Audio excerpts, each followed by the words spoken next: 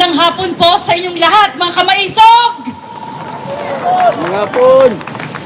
Nandito po ako sa inyong harapan, nagpapakilala bilang ordinaryong tao na ginipit sa panahon na ang Pilipinas ay wala nang makapitan. November 21, may 7 lalaki na hindi naka-uniform at nagpapakilalang pulis ang humuli sa akin sa loob ng City Hall ng Makati. At nagpapakita sila ng papel na isang red notice. Ako daw ay wanted ng Interpol. Sinabi ko sa kanila, mga sir, pasensya na tayo. Baka hindi po kayo nakapag-aral ng batas na ito. Wala pong karapatan ng Interpol sa akin. Ngayon, kung gusto niyo po akong dalhin niyo po muna ako sa 16th floor. Nandun po yung office, ang PAW. Pagdating ko po doon sa opisina namin ng prosecutor, ang sinasabi nitong 7, hindi po pwede. O sige, dalhin niyo po ako sa 15th floor. Nandun naman po yung RTC. So that is Regional Trial Courts. Hindi lang isang korte, maraming korte. Hindi nila ako binigyan ng pagkakataon. Ako daw po ay nahanap na ni General Torre at ni Lacanilaw at gusto po nila akong dalhin doon diretso. From the elevator, dinala ako sa Krame. Sabi nila sa akin, ma'am, itabi mo na yung cellphone, yung mga gamit mo. Sinabihan ko sila, sir, ba't ganito? Hindi, wala po akong kasalanan. Hindi ako pumunta dun sa Dubai. Bakit ako may kasalanan na ganito? Bakit ko ako dinadala? Dahil dito sa isang photocopy, isang Xerox ng Interpol Red Notice. At yung Interpol Red Notice na yan, ay may, kung titignan nyo, ako daw po ay may niloko sa Dubai na isang Arabo at hiningihan ko ng pera, pambili ng condominium. Very impossible. Dahil ako po ay hindi pumunta ng Dubai at hindi nang hingi ng pambili ng condominium. At pagdating ko po sa harapan ni General Torre, nagpapalakpakan itong magagaling nating mga pulis. Kasama na po isang Colonel Red at isang Colonel Rosales at si Major Visco at 6 sa kanyang mga tao. Bigyan daw po na magandang posisyon. Bigyan, dahil nahuli na daw ako. Sabi ko, wala naman po akong kasalanan dito sa Pilipinas. Wala akong warrant of arrest. Bakit ganito? Ikulong daw po ako. Pinabayaan ko silang gawin ng lahat. Dinala nila ako sa opisina ni General Torre at doon ako ay 6 na araw nakikinulong. Tumawag ako kay Attorney Persida Acosta. Humingi ako ng tulong. Sabi ko, Attorney, ako po ay naka-illegal detain dito. At sinasabi nila, ako daw po ay kailangang maghintay ng eroplano. Either papunta ng Dubai or papunta ng ICC. Lalo na nagkaloko-loko ang mga impacto. Dahil unang-una, wala po akong kasalanan sa ICC. At hindi ako pupunta ng Dubai. I have no chance. Wala akong pwedeng gawin, tumahimik ako. Dumating ang 2 abogado ni Persida Acosta at sinabihan si General Torre, ilalabas nyo si Miss Rochelle or papailan ko kayo ng illegal detention or arbitrary detention. At pagkatapos nun, hindi na nila alam gagawin ni General Torre. Pinatawag na naman niya ako dun sa kanyang lamesa. Kami daw ay mag-agahan. At sa pag-aagahan daw na yon, sabi niya, tutulungan niya ako para ma-filean daw kung sino yung nagre-reklamo sa akin. Gumawa sila ng papel na ako ay sumusuko, hindi daw po ako hinuli. Sumuko daw po ako sa kanila at humihingi ng tulong. Di ba? Anong kalokohan yan? Hindi ganun ang nangyari. Ganyan kayo gagaling, gumawa ng kwento. Ano to? Ako nga na ganito, babae, binitbit nyo ng ganun lang. Kailan ako nag-alsa ng galit? Nung nakikita ko lalo na si Tatay Digong ay binibit-bit nila nang hirap na maglakad yung matanda. Ako nga, nakaya ko pa sanang tumayo ng matinag. Ginanon nila, babae. Si Tatay Digong matanda. Ibig sabihin, guys, pati kayo, kaya nilang gawin araw-araw. Gagawa nila kayo ng mali. Gagawan kayo ng kalukuhan na kwentong kutsero na mga fake na kaso at bibit-bitin kayo at dadalhin kayo doon sa Hague. Hindi ba nakaka-alarma na tong sitwasyon natin? Wala akong magawa kundi paglaban ang nararamdaman ko bilang Pilipino. Kasi putang ina ang gobyernong ito!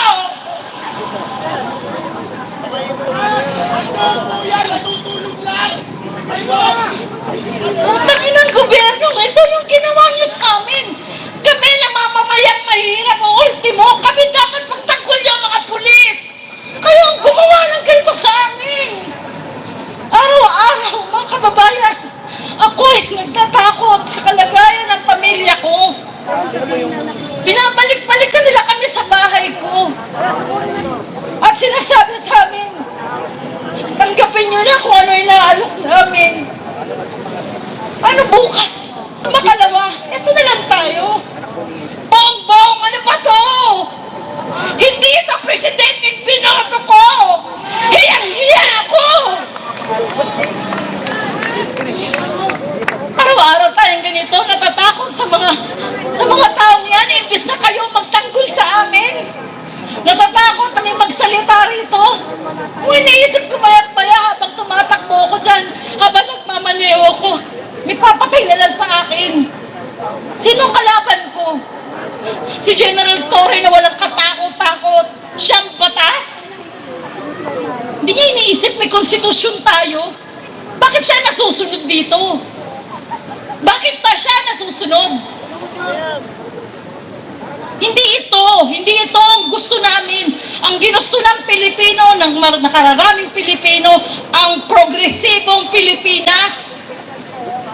Kinawawa nyo ng mga OFW. Hindi na rin usapin dito ang si Presidente Duterte. Si Presidente Duterte ay simbolo lang natin. Ano pa mangyayari kung araw-araw ganito ginagawa sa atin? Hindi ko alam kung hanggang saan ako paglalaban. Hindi ko alam. Pero ang ginagawa ko na lang, pilit ko magsalita. Pinapaalam ko sa bawat isa sa inyo na ako ginanito. Pati kayo, araw-araw po pwede. Hindi ako nagdadrama dito. Hindi ko kailangan yan. Wala akong pera, wala akong pinatago. Kahit ngayon, patayin niyo ako. Ano pa mawawala sa isang katulad ko? Binosabos nyo na ako eh. Nilagay nila ako sa kwarto nila.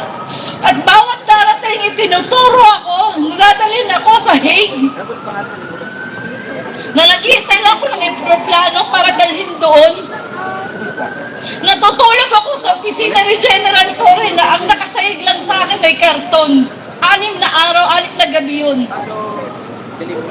Pero sila, yung mga nandiyan sa CIDG, kung kakapal na buka, kung tumingin sa'yo, kala mo ikaw ang may utang na loob sa kanila. Hindi ko na alam saan ako pupunta. Hindi ako nanghihingi ng pera kahit kanino. Ang hinihingi ko sa inyo ay paglaban niyo ang pagka-Pilipino ninyo. Wala na tayong pag-asa. Ayokong mawala ng pag-asa ang mga anak ko. Ayokong mawalan kayo ng pag-asa. Lumaban tayo. Ipaglaban natin ang kasarinlan natin na pinaglaban ng mga Pilipino noon.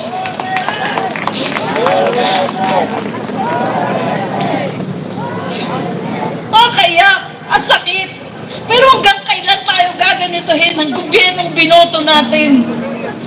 At ang namamayani ngayon, yung mga tao na kinaayawan natin noon, ang mga oligarkiya na patuloy dyan, na minamanipula ang ating gobyernong bangag.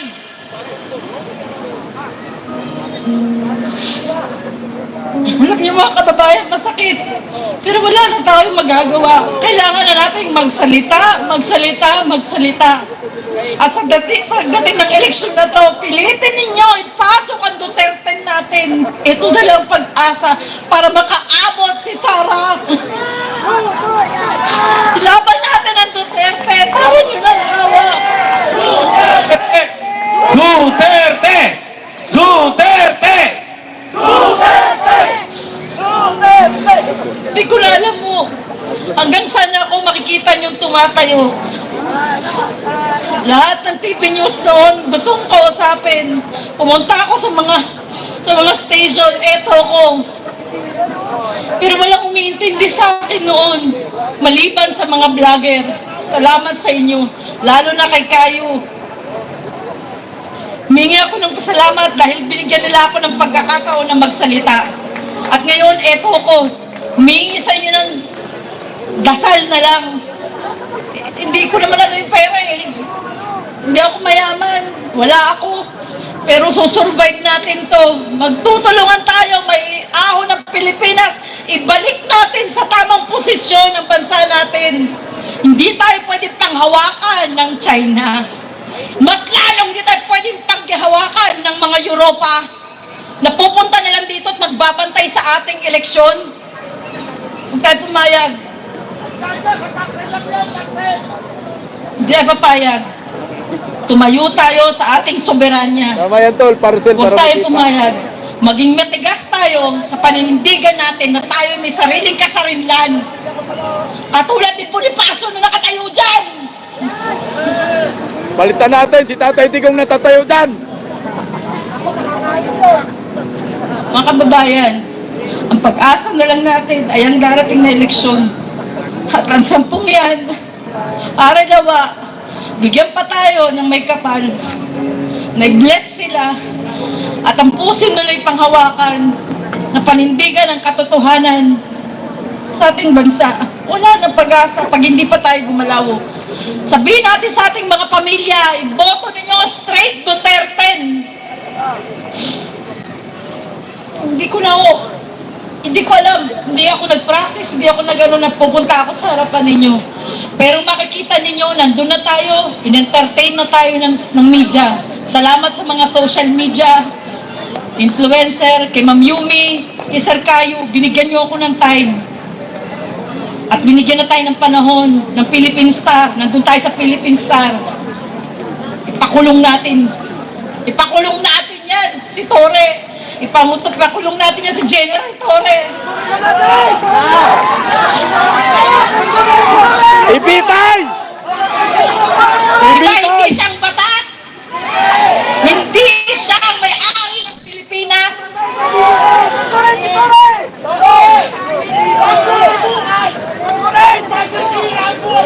Darangin si Torre! Pakulong natin para malaman niya ng Pilipino ay hindi dapat apak-apakan. Hindi dapat yurakan. Hindi mo dapat gawa ng kwento. Ikaw ang magtanggol. Nagtataka ako sa panahon na to eh. Lahat ng mga natanggal ng panahon ni Tatay Digong, nagbalikan. Lahat ng may dokumento ko sa mga pulis na mga natanggal, nandito na naman ngayon. Eh di ba congratulations? O di ba? Pinatanggal nga ni Tatay Digong ang daming history. Ito naman si Marcos, by welcome. Binalik niya lahat. Ilang pulis na natanggal ng panahon ni Tatay Digong? Wala eh. Hindi natin alam anong gagawin. Bakit ganito? Ang mga walang hiya, nagbalikan, binigyan ng tsaka, binigyan ng posisyon, eh di wow, binigyan ng baril. At ngayon, nandyan sila sa mga presinto, gumagawa na naman ng mga kwento. At eto si Juan Kawawa, Isa tayo, tol. hindi alam paano lalaban ng buhay. Isa tayo. Kaya sugal to. Kaya mga kababayan, wala na akong maisip na ihingi sa inyo ng tulong. Kundi ipagdasal na sana maawa ang prosecutor, mapakinggan tayo, mabigyan tayo ng magandang desisyon. Hindi siya dumating. April 21 and 28 hearing namin, walang dumating. Pero 4 na pulis na nirereklamo ko nasa labas ng prosecutor, hindi sila pumasok. Ibig sabihin, ganun sila katigas, di ba? Or wala lang talaga silang isasagot sa ating complaint. Tandaan nyo guys, lalaban ko ito hanggang sa uli. Sana lang, abutan pa tayo ng katotohanan. Makabalik lang talaga si Tatay Digong. Wala ka. Di ko alam kung nasa ng kalaban ko eh. Sabi ko nga baka bigla ko i-sniper dun eh. Pero tandaan niyo, pag ako nawala, alam niyo na sino nga hanapan. Di ba? Sino nga hanapan natin? Hanapan natin si Diwata. Diba? Ang galing niya eh. Nung nandun ako sa panahon, nung nandun ako sa opisina nila ng 6 na araw, tahimik lang ako pero nag-obserba ako. Inalam ko mga pangalan nila until nakasuot sila ng mga uniforme, saka ako nalaman ng kanilang mga names. At yun, ilagay ko sa complaint ko. Kompleto tayo ng ebidensya. At sana, bigyan tayo ng panahon. Dahil, ang mga dokumentong nandun ng mga nakita ko, Salamat sa Pangulo. nakalinya na doon si General Bantag, si Tatay Digong, si Harry Roque, lahat ng kalaban nila, pinila na nila doon. Kaya ano nangyayari ito, alam ko na, mangyayari talaga yun. Mangyayari ang panahon, nagdudukutin nila isa-isa, ginawa na lang nila kaming sample. Sa papel namin, na binalabas nila Kanilaw, 4 kaming Pilipino, isang Chinese, isang Jordanian. May pirma, si General Torre at si Lacanilaw. Sa 4 na Pilipino, sabay-sabay kaming hinanap nung araw na yon. November 19, pinagpupuntahan na kami. Yung 2 pinuntahan sa condominium. Bakit hindi sila hinuli? Tanong nyo. Nagbigay sila ng 200,000 each para hindi sila kunin. Eh ako, lumaban ako. Hinuli nila ako. Kinuha nila ako. Sabi nila, sumama ka na sa amin ma'am para hindi na tayo magka-anuhan dito. Magkapwersahan pa dito. Napilitan akong sumama. Kahit labag sa kalooban ko. Tiningnan ko kung ano mga mangyayari at yun na natuklasan ko sa kanilang opisina. Makababoy na ng gobyerno natin. Sila mismo ang gumagawa ng problema sa mga taong nananahimik. Kaya kayo, mag-ingat kayo at patuloy na magsalita laban sa gobyernong ito. Magsalita kayo na magsalita. Ingatan natin ang bawat galaw natin. Dahil baka yan ang gamitin nila para magdeklara ng martial law. Yan ang iwasan natin. Salamat po.